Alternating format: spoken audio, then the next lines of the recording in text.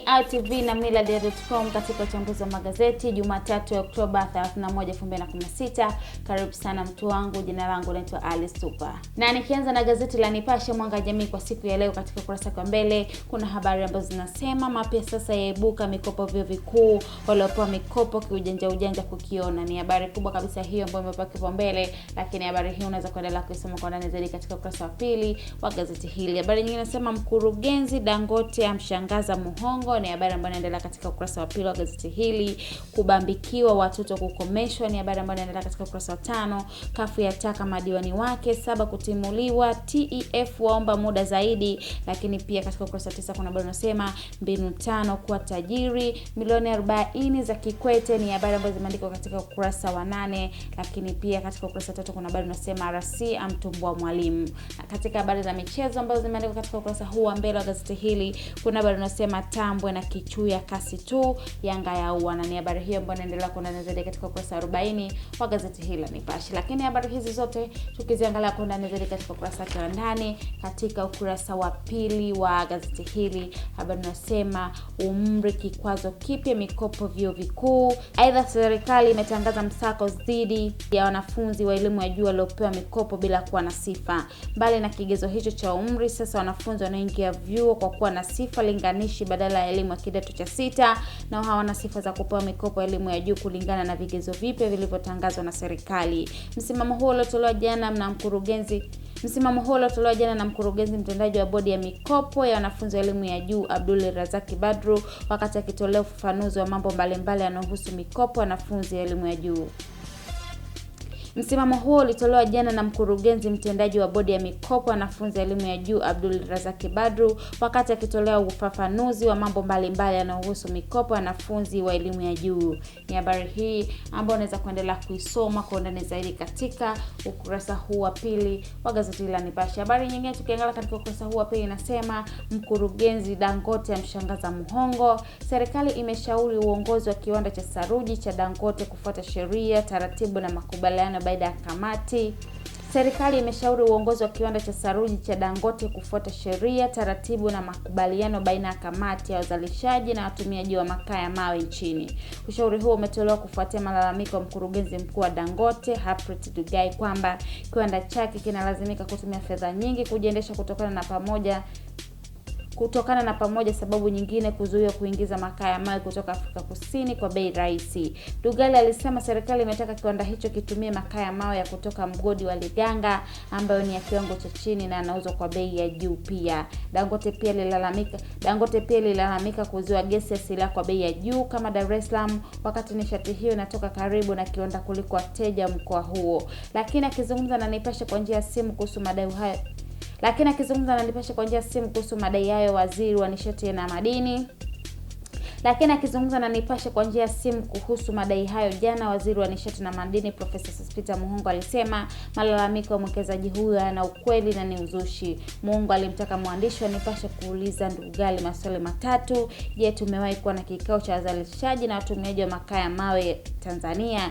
Je, mlikubaliana na kuweka kamati ya kufuatilia matatizo yenu watumiaji? Umeshaenda kwenye kamati ya kulalamika bei na ubora wa mkaa?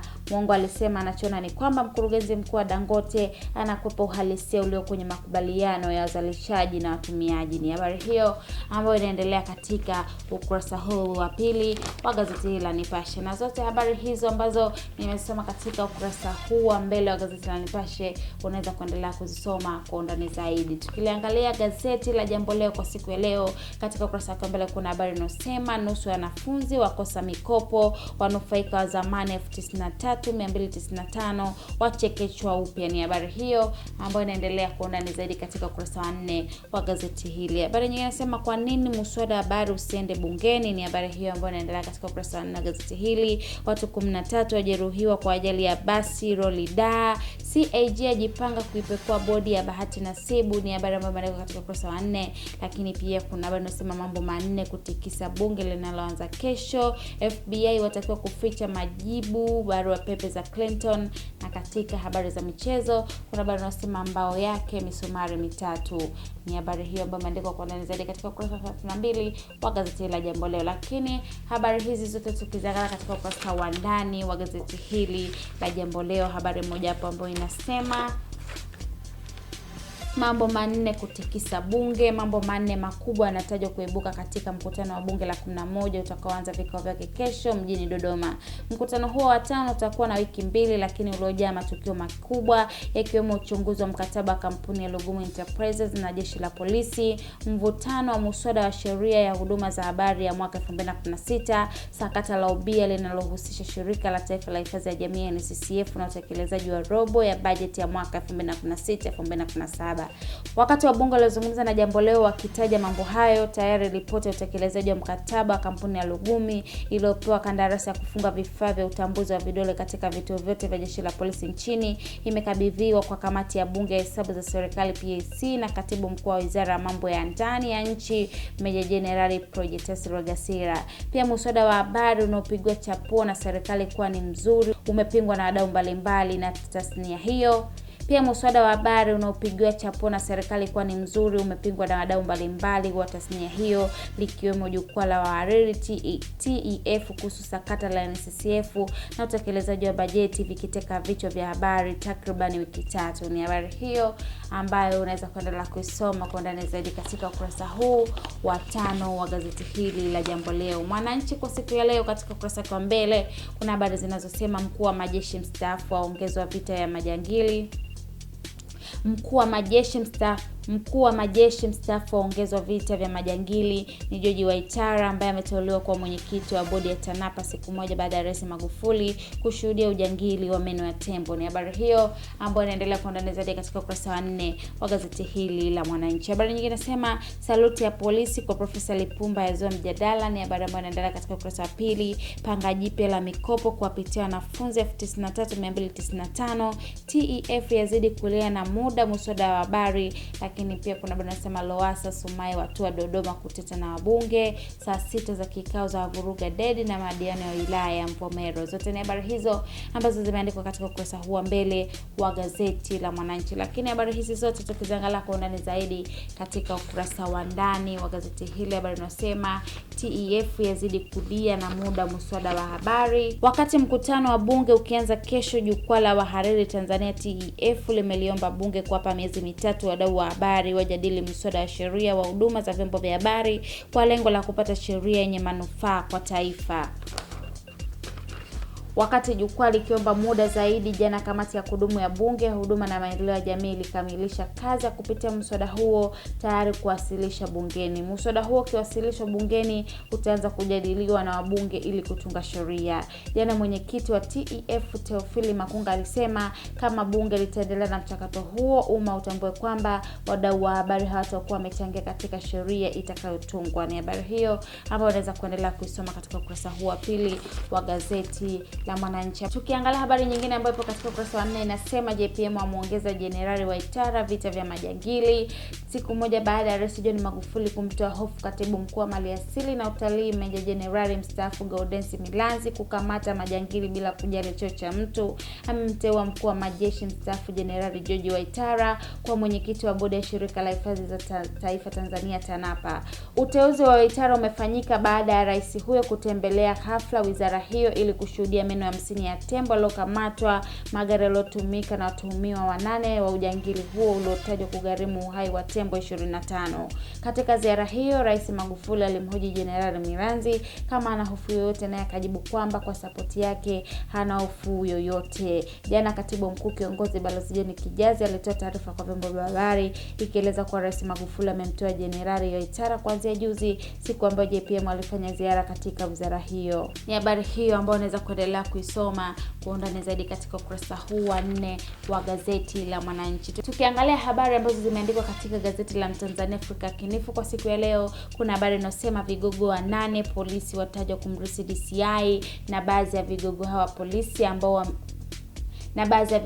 polisi wameorodheshwa katika ukurasa huu wa mbele wa gazeti hili la Tanzania, ambao ni Charles Kenyela, David Misime, Nsato Marijani, Robert Boazi, Charles Mkumbo. Na habari hii unaweza kuendelea kuisoma kwa undani zaidi katika ukurasa wa 4 wa gazeti hili la Tanzania. Habari nyingine nasema maajabu ya basi Rorida, ni habari ambayo inaendelea katika ukurasa wa ndani wa gazeti la Tanzania. Wahariri wa uchana muswada, wanafunzi wa elimu ya juu Wanafunzi elimu ya juu kilio mikopo. Lakini pia katika habari za burudani kuna habari inasema Diana atoa taji la Miss Tanzania. Zote ni habari hizo ambazo zinapatikana katika ukurasa huu wa mbele wa gazeti la Mtanzania, lakini unaweza kuendelea kuzisoma kwa undani zaidi. Na tukiangalia habari moja hapo ambayo ipo katika ukurasa wa pili wa gazeti hili la Mtanzania, habari inasema maajabu wa ajali ya basi lori. Basi la Safari Njema namba T 990 AQF linalofanya safari zake kati ya Dar es Salaam na Dodoma limeteketea kwa moto baada ya kugongana uso kwa uso na lori lililokuwa limebeba saruji ambalo nalo liliteketea kwa moto. Ajali hiyo ilitokea jana jioni eneo la Kimara Stopover, Dar es Salaam. Imeacha simanzi huku wananchi waliokuwa kwenye eneo la tukio wakiangua vilio kwa hofu ya abiria waliokuwa ndani ya basi hilo kuteketea kwa moto. Habari zinasema lori hilo namba T 534 BYJ liliteketea kwa moto na kubaki tela tu. Mmoja wa mashuhuda ajali hiyo, Dennis Atirisi, alisema ajali hiyo ilitokea saa 8:20 mchana baada ya lori kukosa mwelekeo na kuligonga basi hilo la abiria. Lile lori lilionekana kukosa mwelekeo, lilikuwa linatoka mjini kuelekea Mbezi, lilionekana likiumba kutoka upande mmoja kwenda mwingine. Dereva basi alikuwa anatoka